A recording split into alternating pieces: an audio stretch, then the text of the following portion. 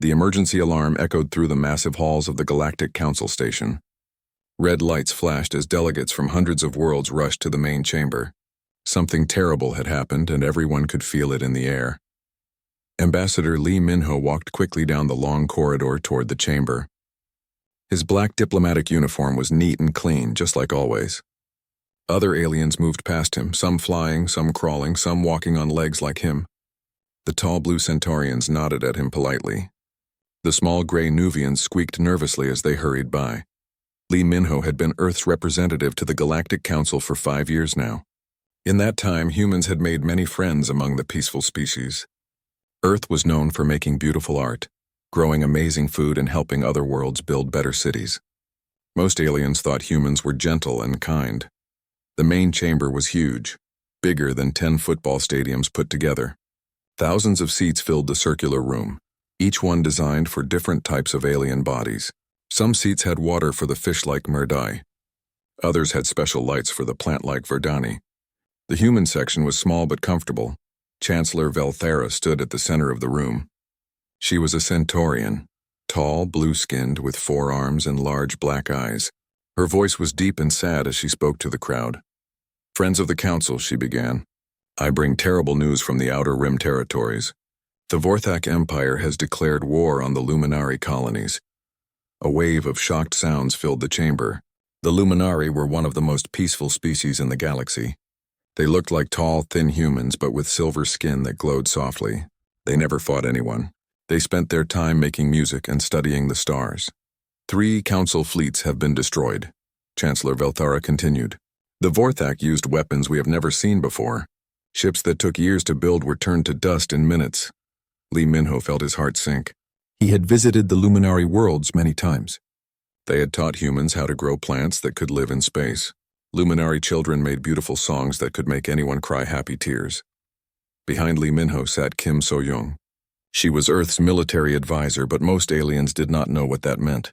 Earth had been at peace for almost 200 years. The idea of a military was strange to most council species. Kim So-young was a small woman with short black hair and sharp eyes. She wore a simple gray uniform with no decorations. She listened carefully as the Chancellor described the attacks. "The Vorthak Empire demands that all Luminari submit to slavery," Chancellor Velthara said. "Any who refuse will be killed. They have given us 10 standard days to surrender all Luminari worlds to them." The chamber erupted in angry voices. Different species shouted in their own languages. Some demanded immediate action. Others called for emergency meetings. But Lee Min-ho noticed that nobody was talking about fighting back. An old Merdai delegate stood up in his water tank. "We should negotiate," he said in his bubble-filled voice. "Perhaps the Vorthak will accept tribute instead of slaves." "No," shouted a Verdani representative, her leaves rustling with anger. "We should help the Luminari escape to the inner worlds." "The Vorthak war fleets are too strong," said a Crixan hive speaker, clicking her mandibles nervously. "Our weapons cannot match theirs. Fighting would only bring more death." Lee Min-ho watched as species after species stood up to speak. All of them had the same message. The Vorthak were too powerful to fight. The only choices were to run, hide, or give up. The Vorthak Empire was feared throughout the galaxy. They were large reptilian beings with thick scales and sharp claws. They had conquered dozens of worlds over the past 1,000 years. Any species that fought them was destroyed completely. "The Vorthak have never lost a war," said Chancellor Velthara. "Their ships are faster than ours. Their weapons are stronger. Their soldiers feel no fear or mercy." Kim So-young leaned forward and whispered to Lee Min-ho. "How many Luminari are there?" "About 50 million across 12 worlds," he whispered back. "And how many Vorthak soldiers in their war fleets?" Lee Min-ho checked his datapad. "Intelligence reports say maybe 2 million total." Kim So-young nodded and sat back. Lee Min-ho saw something in her eyes that looked like calculating, like she was doing math in her head. The debate continued for hours. Some species wanted to send the Luminari to hidden worlds far away. Others thought they should ask the Vorthak what they really wanted. A few suggested giving the Vorthak empty planets to make them happy, but nobody, not one single delegate, suggested fighting. Chancellor Velthara looked tired and old. "Does any species have the ability to provide military assistance?" she asked. Her voice sounded like she already knew the answer, The chamber became completely quiet. Lee Minho could hear the air recycling systems and the quiet humming of the translation devices. Thousands of beings sat in silence, staring at their hands or tentacles or claws. The silence stretched on and on. Lee Minho felt something hot growing in his chest. These were supposed to be advanced civilizations. They had technology that seemed like magic. They could travel between stars and live for thousands of years. But when innocent people needed help, they just sat there. Kim So-young touched his arm and nodded slightly. Lee Minho stood up. The sound of his chair moving echoed in the silent chamber. Thousands of alien eyes turned to look at him. He was just a human, average height, brown hair, wearing a simple black suit. Next to the magnificent aliens around him, he looked very ordinary. Chancellor Velthara, he said in a clear, strong voice. The Terran Federation volunteers to engage the Vorthak Empire in defense of the luminary worlds. For a moment, nobody moved. Nobody breathed. The translation devices hummed as they carried his words to every species in the chamber. Then the chamber exploded. Aliens jumped up from their seats. Some shouted in shock. Others made sounds of disbelief. The Murdai delegate's water tank bubbled furiously. The Crixen Hive speaker's wings buzzed so fast they became a blur. The humans? Screeched a Nuvian delegate. But they are so young, so weak. They have no war fleets, called out a Centaurian. Their technology is centuries behind ours. This is madness, shouted the Verdani representative. The humans will be destroyed in minutes. Chancellor Velthara raised all four of her arms for silence. It took several minutes for the chamber to quiet down. Ambassador Lee Minho, she said carefully, are you certain you understand what you are offering? The Vorthak Empire has destroyed civilizations that were far more advanced than Earth. Lee Minho looked around the chamber at all the frightened faces. These species had amazing technology and vast knowledge, but they had forgotten something important. They had forgotten how to fight for what was right. We understand completely, Chancellor, he said. Earth formally offers to defend the luminary worlds against Vorthak aggression. But why? Asked an old Murdai. The luminari are not your species. This war is not your responsibility. Lee Minho thought about his daughter back on Earth. She was learning to play luminari music in school. He thought about all the beautiful art and songs the luminari had shared with humanity. He thought about 50 million innocent people who were about to become slaves. Because it is the right thing to do, he said simply. The chamber fell silent again. Many aliens looked confused. The idea of fighting for strangers was hard for them to understand. Kim So-young stood up beside him. Earth's military forces are already preparing for deployment, she said. We will need coordinates for the luminary worlds and current intelligence on Vorthak fleet movements. Chancellor Velthara stared at them both. You realize that humanity might not survive this decision? Lee Minho nodded.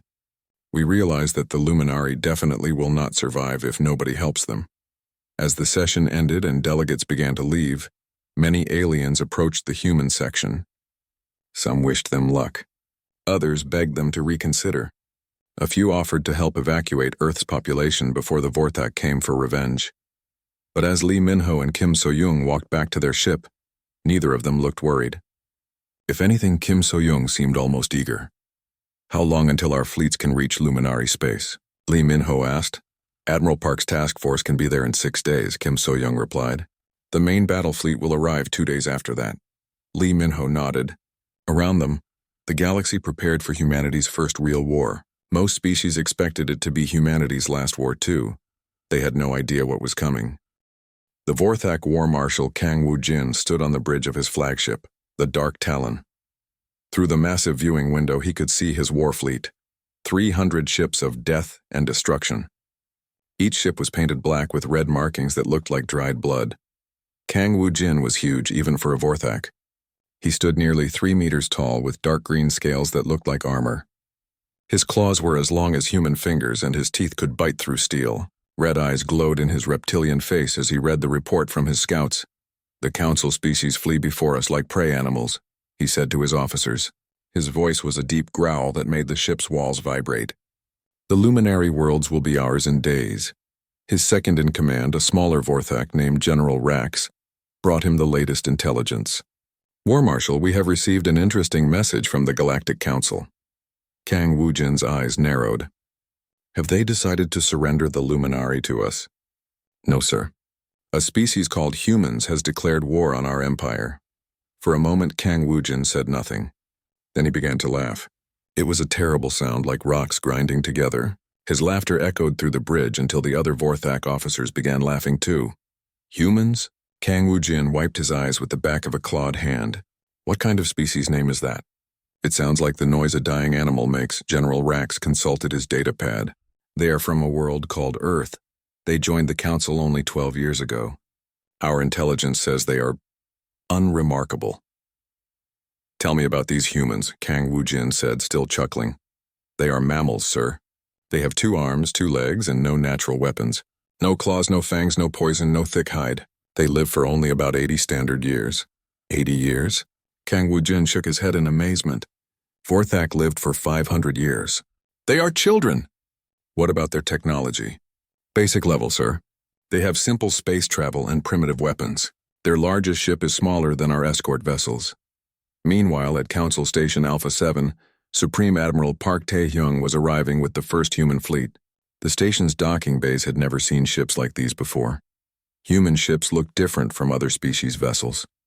Where alien ships were smooth and elegant, human ships looked rough and practical. They were covered in armor plating and weapon ports. They looked like they were built for fighting, not exploring.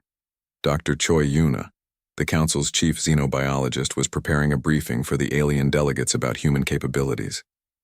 She had studied humans for years and considered them friends. Now she was terrified that her friends were about to die. Humans are a carbon-based mammalian species, she explained to a room full of worried aliens. Average height is 1.7 meters. Average weight is 70 kilograms.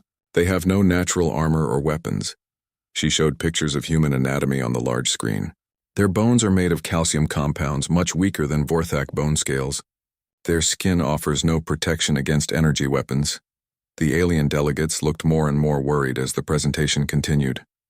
How long do they live? Asked a Centaurian representative. Approximately 80 standard years, Dr. Choi Yuna replied.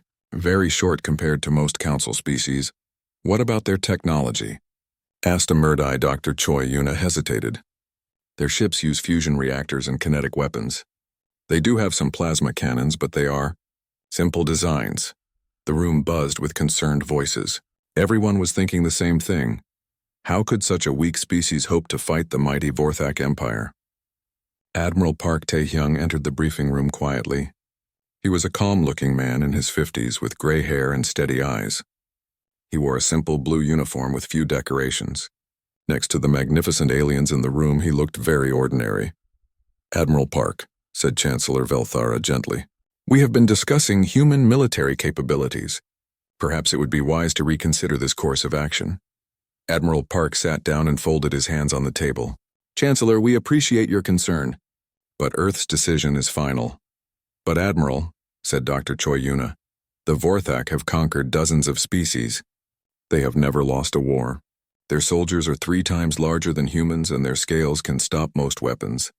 Yes, Admiral Park said calmly, we know. They have destroyed fleets that were more advanced than anything Earth has ever built, she continued. Yes, Admiral Park said again. We know that too. The aliens in the room exchanged worried looks. Did this human not understand the danger? Admiral, said the Merdai delegate, we mean no offense, but humans have been at peace for 2 centuries. You have no experience with real warfare. Admiral Park was quiet for a moment. Then he said, that is true. Humanity has been at peace for a very long time. Everyone relaxed slightly. Maybe the human was finally seeing reason. However, Admiral Park continued, we have not forgotten how to wage war. We have simply chosen not to. Before anyone could ask what that meant, alarms began ringing throughout the station. A message was coming in from the Vorthak Empire. The main screen flickered to life, showing the terrifying face of War Marshal Kang Wujin. His red eyes seemed to stare right through the screen at everyone in the room. Pathetic council species, he growled. I am War Marshal Kang Wujin of the Vorthak Empire. I understand that the small creatures called humans think they can oppose us. He leaned closer to the camera, his fanged mouth stretching into a cruel smile. This amuses me greatly. The Vorthak Empire has crushed civilizations that had existed for millions of years, and now tiny mammals think they can challenge us? Kang Wujin's laughter filled the room. I offer the humans one chance to surrender. Submit to the Vorthak Empire now, and we will allow your species to serve us as slaves. Refuse, and we will hunt down every human in the galaxy." The War Marshal's expression became serious and deadly. "You have 2 of your days to decide. After that, the Vorthak war machine will turn its attention to your pathetic little world." Admiral Park stood up slowly. When he spoke, his voice was calm and polite. "War Marshal Kang Woo-jin, I am Admiral Park Tae-hyung of the Terran Federation Navy." "Ah," Kang Woo-jin said, showing his fangs. "The leader of the prey animal speaks." "I want to make sure I understand your offer correctly," Admiral Park said. "You are giving humanity the choice between slavery and extinction?" "Those are your only options, little mammal." Admiral Park nodded thoughtfully. "I see. In that case, War Marshal, the Terran Federation formally rejects both options." Kang Woo-jin's eyes widened slightly. "What?" "We choose a third option," Admiral Park said, his voice still perfectly calm. "Total war against the Vorthak Empire." The alien delegates gasped. Even through the screen they could see Kang Woo-jin's surprise. You choose war?" the War Marshal stammered. "Against the Vorthak Empire?" "Yes," Admiral Park said simply. "We will accept nothing less than your complete withdrawal from Luminary space, the freedom of all enslaved species, and war crime trials for your leadership." Kang Woo-jin stared at the screen in shock. In 3,000 years of Vorthak expansion, no species had ever made demands of them. They had always begged for mercy or offered tribute. "You demand things from us." Kang Woo-jin's voice was rising with anger. "Those are our terms," Admiral Park said. "Non-negotiable." For a long moment, nobody spoke. The War Marshal's face was turning darker with rage. "You have made a grave mistake, little human," Kang Woo-jin finally growled. "The Vorthak Empire will erase your species from existence. We will turn your worlds to ash and your people to dust." "Perhaps," Admiral Park said. "But first you will have to get through us." The transmission ended abruptly. The room was completely silent. Chancellor Velthera looked at Admiral Park with a mixture of admiration and terror. "Admiral, do you truly understand what you have just done?" Admiral Park stood and straightened his uniform. "Yes, Chancellor. We have just declared war on the most powerful military force in the galaxy. And you are not afraid?" Admiral Park thought for a moment. "Fear is useful in small amounts. It keeps you alert and careful, but too much fear makes you weak." "The Vorthak Empire has never been defeated," Dr. Choi Yuna said quietly. Admiral Park smiled for the first time since arriving. It was not a cruel smile like the War Marshal's. It was the smile of someone who knew a secret. "Chancellor," he said, "the Vorthak Empire has never fought humans before." As Admiral Park left the room to return to his fleet, the alien delegates sat in stunned silence. They had just watched their newest allies declare war on an empire that had never known defeat. Most of them began making plans to evacuate human refugees.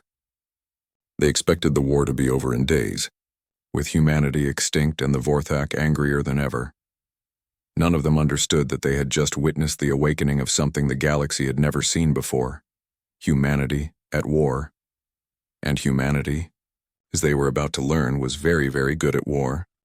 The human dreadnought Indomitable hung in space like a sleeping giant.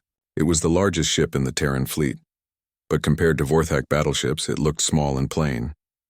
What the aliens could not see were the thousands of people working inside, preparing for something the galaxy had never witnessed. Chief Engineer Han Ji-soo moved through the ship's corridors like a woman possessed. She had not slept in 3 days. Her black hair was messy and her uniform was stained with grease, but her eyes burned with determination. "Status report," she called out as she entered Engineering Bay. 7 quantum disruptors are at 60% efficiency, reported Lieutenant Pak. "The Centaurian designs are difficult to integrate with our systems. Make them work," Han Ji-soo said firmly. "The Vorthak shields can stop normal weapons. We need every advantage we can get."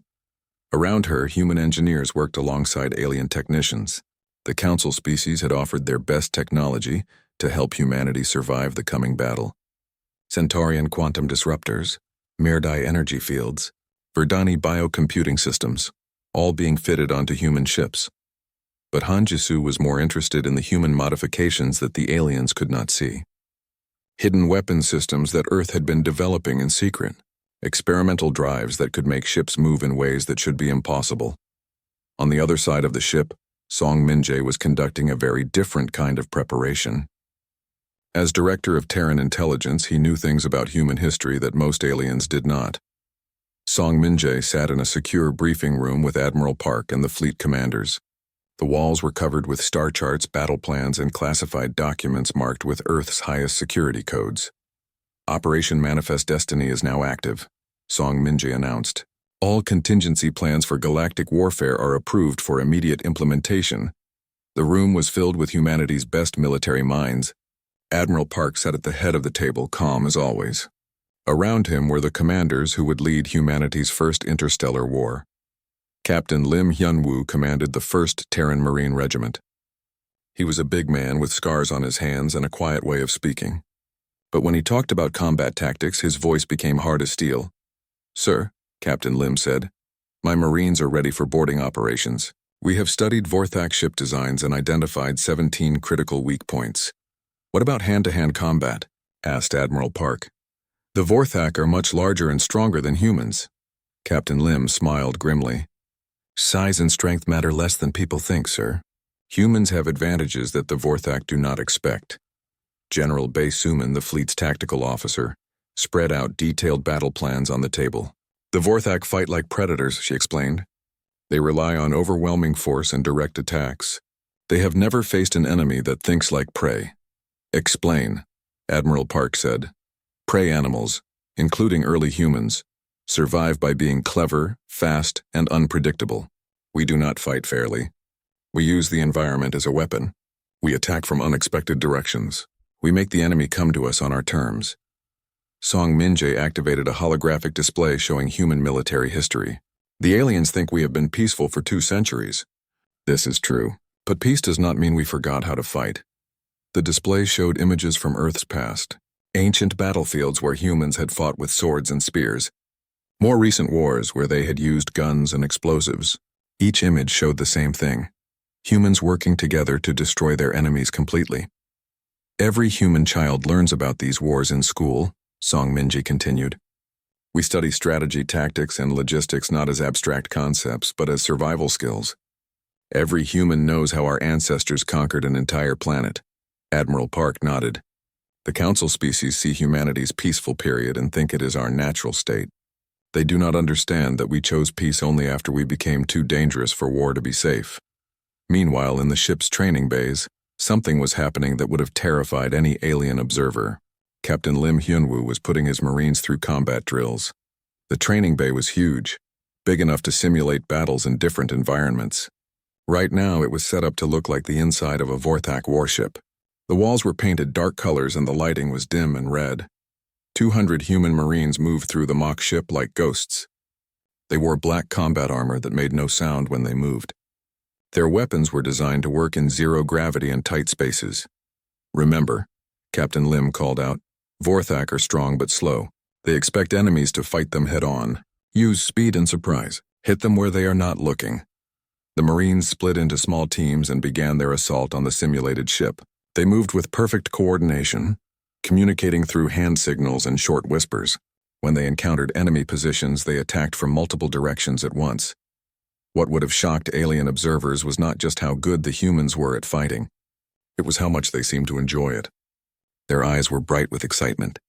They moved with the fluid grace of natural predators. Sergeant Go Taeyeon led Alpha Squad through a simulated boarding action. She was small even for a human, but she moved through the training course like a deadly shadow. "Breach the bulkhead," she whispered into her comm unit. "Echo Squad, flank left." Delta Squad hit them from above. The squads moved like parts of a single organism. When they struck the simulated enemy position, it was over in seconds. The Vorthak defenders never had a chance to react. In another part of the ship, test pilot Nam Seok-jin was running flight simulations in humanity's new fighter spacecraft. The fighter was called the Wraith, and it was unlike anything the galaxy had ever seen. Nam Seok-jin lay flat in the pilot's chamber, connected to the ship's systems through dozens of neural interfaces. The Wraith did not have traditional controls. Instead, it responded directly to the pilot's thoughts and reflexes. "Beginning evasive maneuvers," Nam Seok-jin said into his comm. Around him, the simulator created a virtual Vorthak attack fleet. What happened next would have been impossible for any other species. Nam Seok-jin flew the Wraith through patterns that defied physics. The ship spun, twisted, and danced through enemy fire like a living thing. "How is he doing that?" asked an alien observer watching the simulation. "Human reflexes," explained the technician monitoring the test. "Humans evolved as hunters. Their reaction time is faster than most species. Combined with our new interface technology, the Wraith suddenly accelerated to impossible speed and crashed directly into a simulated Vorthak battleship. The impact destroyed both vessels, but Nam Seokjin's voice came through the comm calm and steady. Target eliminated. Ready for next simulation. Far across the galaxy, the Council's diplomatic corps was making desperate attempts to prevent the coming war. Chief Diplomat Yu Da-hyun had grown very fond of humanity during their 12 years in the Council. Yu Da-hyun was a Centaurian, tall and graceful with blue skin and 4 arms. She had been one of the first aliens to welcome humans into galactic society. Now she was terrified that she was about to watch them die. "Please," she said to the Vorthak representative on the communication screen. "There must be some way to avoid this conflict," though Vorthak official was a smaller reptile named Sub-Marshal Vex. He had been chosen to speak with aliens because he was considered diplomatic by Vorthak standards. "The War Marshal has given his terms," Sub-Marshal Vex said coldly. "The humans may surrender and become slaves, or they may be destroyed. There are no other options. But surely the mighty Vorthak Empire does not need to concern itself with one small species." Yu Da-hyun tried. Sub-Marshal Vex's eyes glowed with cruel amusement. "That is exactly why we must destroy them. If even the weakest species think they can challenge us, others might get similar ideas." The transmission ended, leaving Yu Da-hyun alone with her fears. She had seen the human preparations, but she did not understand them. To her, humans still looked like gentle artists and philosophers who had somehow lost their minds. Back on the human fleet, final preparations were being completed.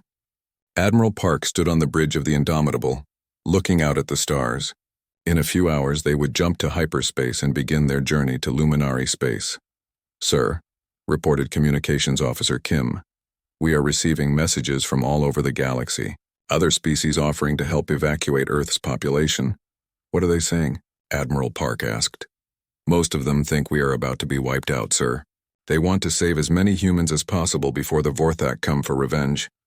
Admiral Park nodded thoughtfully. "And what are they not saying?" The communications officer looked confused. "Sir, they are not asking us to reconsider. They are not begging us to surrender. Deep down, some part of them wants to see what happens when humans go to war." Han Jisu's voice came over the ship's communication system. "Engineering reports all systems ready, Admiral. Quantum disruptors at maximum efficiency. All experimental systems are online. Thank you, Chief Engineer." "Captain Lim, are your Marines ready?" "Sir, the first Marines are ready for anything the Vorthak can throw at us. Pilot Nam fighter squadron's ready. Wraith squadron is ready to launch on your command, sir." Admiral Park looked around the bridge at his crew. They were humans, young species recently arrived in galactic society, smaller and weaker than most. Aliens. But something in their eyes reminded the space around Kepler's gate was quiet and empty. This was the last jump point before luminary space, where merchant ships would normally stop to refuel and rest. Now it was about to become the site of the galaxy's most important battle. Captain Nam Seokjin sat in the cockpit of his destroyer, the Relentless. Through the viewing window he could see nothing but stars and darkness. But his sensors told a different story. Somewhere out there, the Vorthak advance fleet was coming. "Contact," reported Lieutenant Cho at the sensor station. "Vorthak fleet dropping out of hyperspace. Distance 50,000 kilometers. Nam Seokjin felt his heart rate increase, but his voice stayed calm. "How many ships?" 47 vessels, sir. Mix of battleships, cruisers, and destroyers. The human fleet had only 12 ships. On paper, this should be a massacre. But Captain Nam was not worried. He was excited. "All ships," he broadcast to his squadron. "Remember the plan. We are not here to win a traditional battle. We are here to teach the Vorthak something new." The Vorthak fleet moved toward them in perfect formation. War Marshal Kang Woo-jin had sent his best commanders to deal with the human threat. They expected to destroy the tiny human force in minutes, then continue to the luminary homeworld. Admiral Torvak commanded the Vorthak advance fleet from his flagship, the Death's Edge. He was a veteran of dozens of conquests, and he had never seen an enemy that could stand against Vorthak might. "Pathetic," he growled as he studied the human formation. 12 tiny ships against 47 of ours. This will not even count as a real battle. Sir, reported his tactical officer. The human ships are moving strangely. Admiral Torvak looked at the tactical display. The human ships were not staying in formation. Instead, they were spreading out in seemingly random directions. They are fleeing, Admiral Torvak said with satisfaction. Run them down. Destroy them all. But as the Vorthak fleet advanced, something unexpected happened. The human ships did not run away. Instead, they began moving in patterns that made no sense. Captain Nam's destroyer suddenly accelerated toward the nearest asteroid field. Behind him, the other human ships scattered in different directions. Some headed for gas clouds, others dove toward the system's star. What are they doing? Admiral Torvak demanded. Are they trying to hide? On the bridge of the Relentless, Captain Nam was smiling. Lieutenant Cho, begin gravitational slingshot maneuver. Use the asteroid field to accelerate us.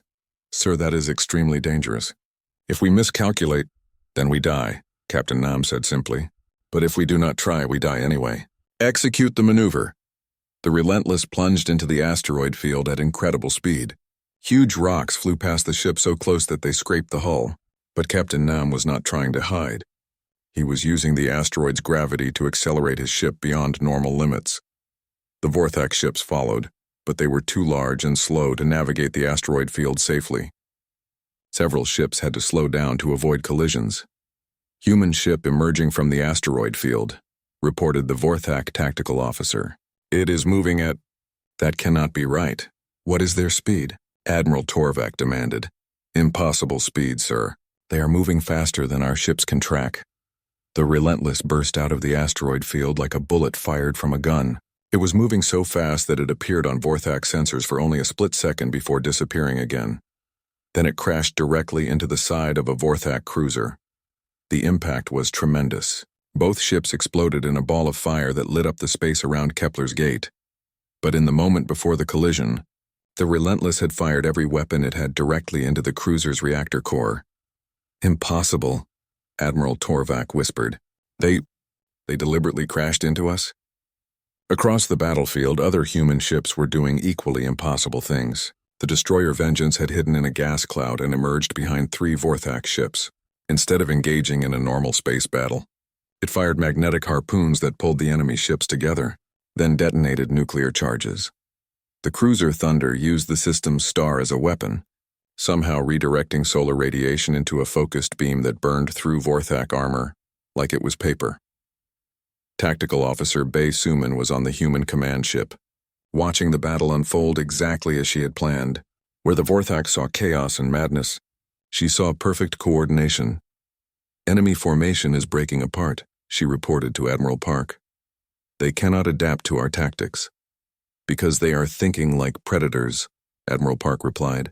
They expect their prey to run or hide. They do not expect prey to attack.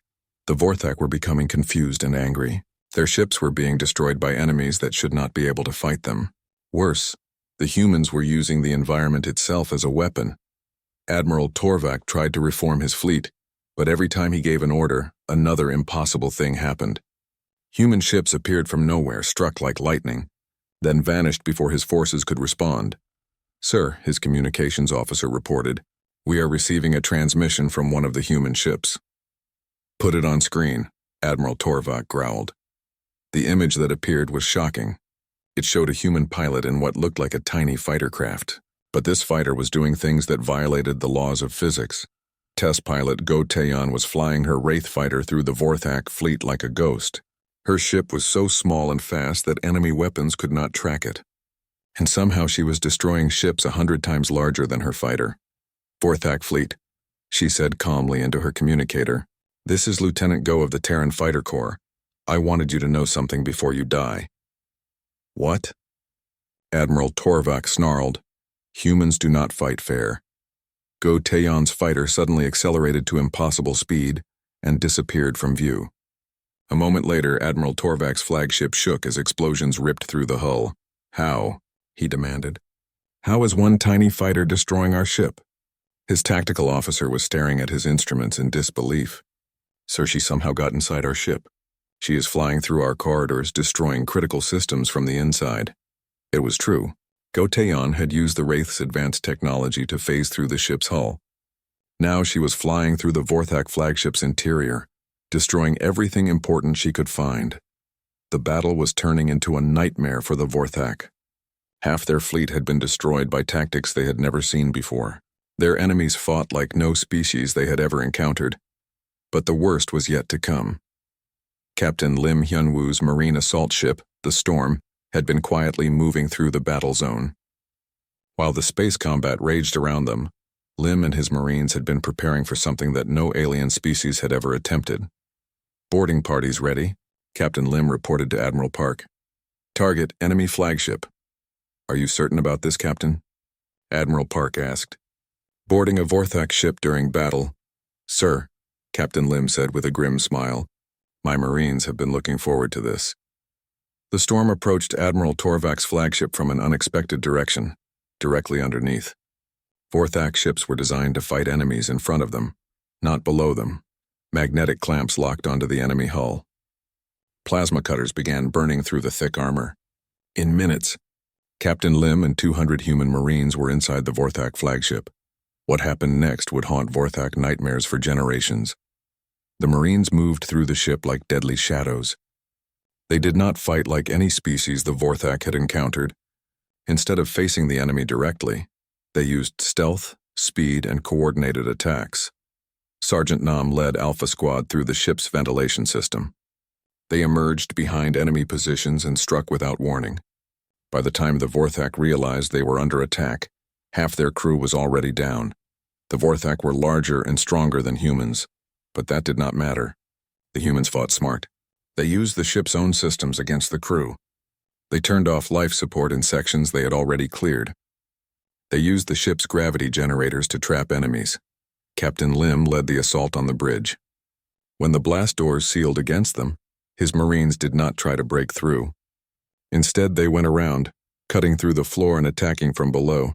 Admiral Torvak found himself facing a small human in black armor. The human was half his size and had no claws or fangs, but there was something in the human's eyes that made the mighty Vorthak admiral step backward. "Surrender," Captain Lim said simply. "Never," Admiral Torvak roared.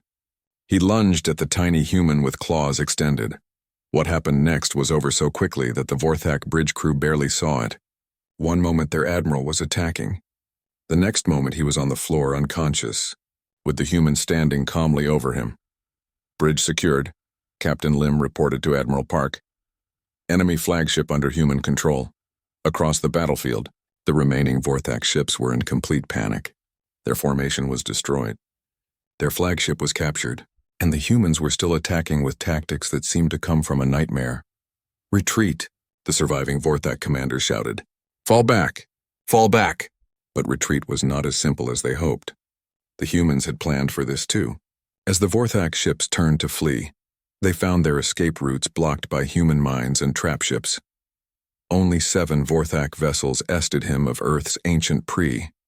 3 months after the Battle of Kepler's Gate, the galaxy was a very different place. The mighty Vorthak Empire, which had never known defeat in 3,000 years, was broken and scattered. Their war fleets were destroyed, their conquered worlds were free, and their leaders were prisoners. Colonel Shin Jung-yeon stood on the balcony of the former Vorthak Palace on the Luminari homeworld. Below her, millions of silver-skinned Luminari filled the streets singing songs of freedom. Their voices created a beautiful harmony that drifted up to the palace like music from heaven. "It is hard to believe," said Valaris, a Luminari elder who had survived 60 years of slavery. "When the humans first arrived, we thought they were just another species that would be crushed by the Vorthak." Colonel Shin nodded. She was a small woman with quiet eyes, but she carried herself with the confidence of someone who had seen the worst of war and survived. "Your people are free now. The Vorthak will never enslave anyone again. How did you do it?" Valaris asked.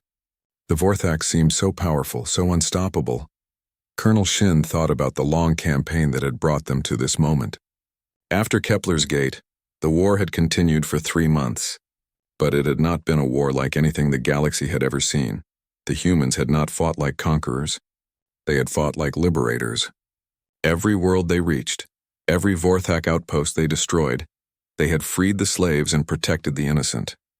Word had spread quickly through the Vorthak Empire. The humans were not just another enemy. They were something completely new. The Vorthak made one critical mistake, Colonel Shin explained. They thought strength meant size and fear. They never understood that real strength comes from knowing what you are fighting for. In the ruins of the Vorthak capital city, Dr. John Siwoo was conducting interviews with captured Vorthak leaders. As a xenopsychologist, he was trying to understand how an entire empire could collapse so quickly. War Marshal Kang Woo-jin sat in a simple chair in what had once been his throne room. The mighty reptilian warrior looked broken and confused. His red eyes stared at the floor as he tried to explain what had happened to his empire. "We do not understand," he said in his deep, growling voice. "We had superior numbers, superior technology, superior firepower. How did we lose?" Dr. John made notes on his tablet. "Tell me about the Battle of Vorthak Prime. What happened when the human fleet arrived at your homeworld?" Kang Woo-jin's scales darkened with remembered shame. They did not attack us." "Explain." "The human fleet surrounded our world. We prepared for the final battle. We were ready to fight to the death to defend our home." Kang Woo-jin's voice became quieter. "But they did not attack. Instead, they sent a message to every Vorthak citizen." Dr. John leaned forward. "What did the message say?" "It told our people the truth. About the slaves we had taken. About the worlds we had destroyed. About the fear we had spread across the galaxy." Kang Woo-jin looked up at Dr. John with confusion. "How did they know about our history better than we did?" The answer to that question lay in the files that Song Min-jae had compiled during the war. As director of Terran intelligence, he had done something that no species had ever attempted. He had studied the Vorthak Empire not as an enemy to be destroyed, but as a society to be understood. Every empire falls the same way, Song Min-jae had explained to Admiral Park during the campaign. They become so focused on external conquest that they forget to take care of their own people. The humans had discovered that the Vorthak Empire was not as united as it appeared. Most Vorthak citizens lived in poverty while their leaders grew rich from conquest. Young Vorthak were forced into the military with no choice in their lives. Families were separated when males were sent to fight wars that lasted for decades. When the humans shared this information with the Vorthak people, something unprecedented happened. The empire began to collapse from within. Our own people turned against us.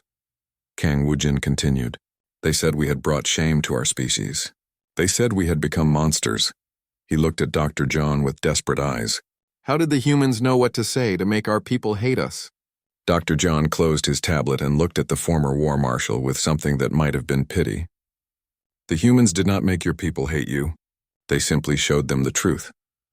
Meanwhile, on Earth, Ambassador Lee Min-ho was meeting with leaders from across the galaxy.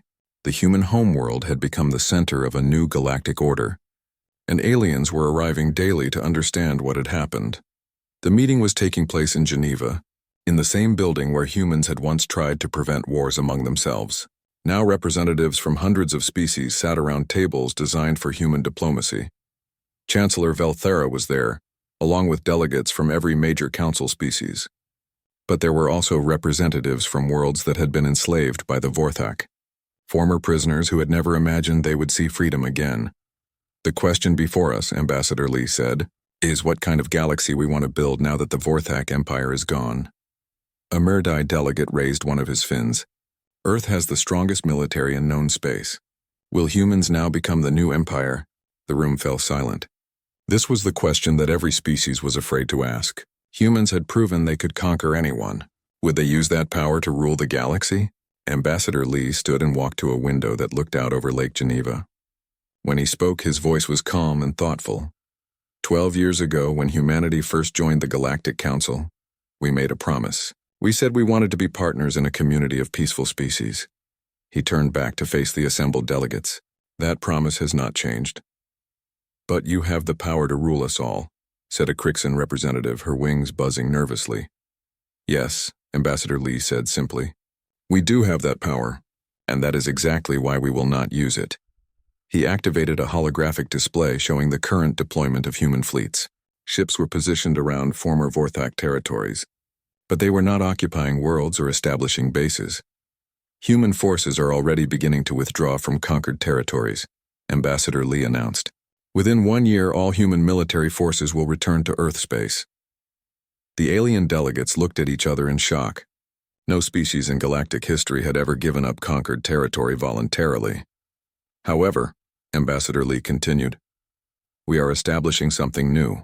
The Terran hegemony will serve as protectors of galactic peace. Any species that threatens the innocent, any empire that tries to conquer the weak will face humanity in battle. Chancellor Velthara stood slowly.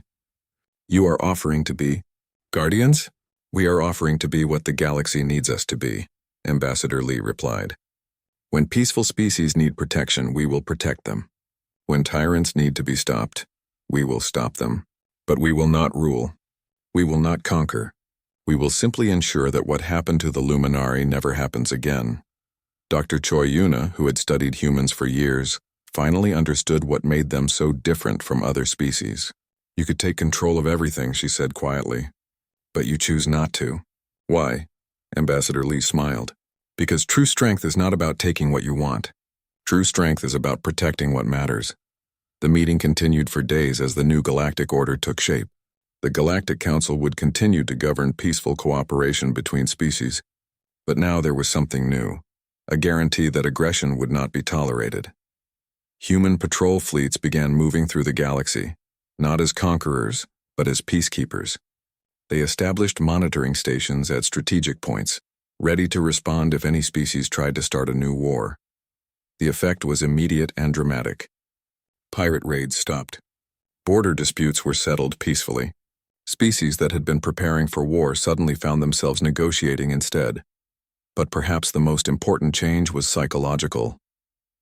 For the first time in galactic history, peaceful species could sleep safely knowing that someone stronger was watching over them. Captain Nam Seokjin, now promoted to admiral, commanded one of the patrol fleets. His ships moved through space like silent guardians, rarely seen but always present. Contact on sensors, reported his communications officer. Unidentified ships attacking a civilian convoy in the Andorra system. Analysis? Admiral Nam asked. Pirates, sir. 3 cruisers attacking merchant vessels carrying food supplies to refugee colonies. Admiral Nam nodded. All ships jump to hyperspace. Time to remind the galaxy why piracy is a bad career choice. The pirate attack was over in minutes. The raiders never even saw the human ships coming. One moment they were robbing helpless merchants. The next moment they were surrounded by vessels that moved like ghosts and struck like lightning. Unknown ships, Admiral Nam broadcast to the pirates. You are interfering with peaceful commerce. Surrender immediately or face the consequences. The pirate leader, a scarred alien named Krex, laughed at the transmission. Who are you to threaten us? We fear no one. I am Admiral Nam Seokjin of the Terran hegemony, came the calm reply. And you should fear us. The pirates had heard stories about human military capabilities, but they thought the stories were exaggerated. They learned the truth very quickly. The battle, if it could be called that, lasted less than 5 minutes. The pirate ships were disabled with surgical precision. No one was killed,